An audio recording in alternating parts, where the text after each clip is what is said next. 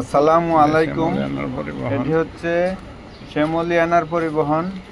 এই গাড়িতে আমি কলকাতার মার্কুজ স্টেজ থেকে বাংলাদেশে আসছি। এই গাড়িটি ডাইরেক্ট পারাপার, বর্ডার পারাপার। এই গাড়ি কলকাতা থেকে বাংলাদেশের কমলাপুর বিআরটিসি বাস ডিপোতে এসে থামে। এই গাড়ি 1800 রুপি দিয়ে আমি এই গাড়ি দিয়ে আসছি। এই গাড়িটা একটু খরচ বেশি, কিন্তু সুন্দরভাবে আসা যায়। আসার সময় হাতে একটা বেশ দেওয়া যায়। এই গাড়ির লোকগুলো বর্ডার থেকে আগে পার করে দেয়, এই জন্য সুবিধা। এই গাড়ির সার্ভিসটাও ভালো। সকাল 6:30টায় এই গাড়িটি ছাড়ছে আমি যেদিন আসছি। বিকেল 5টায় এসে কমলাপুরে পৌঁছেছে।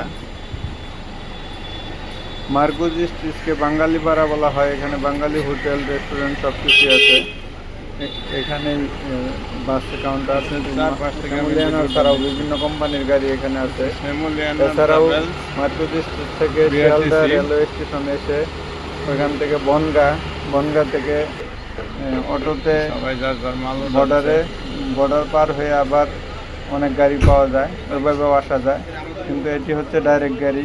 এই ডাইরেক্ট গাড়িতে যারা আসতে চান এই গাড়ি দিয়ে আসবেন।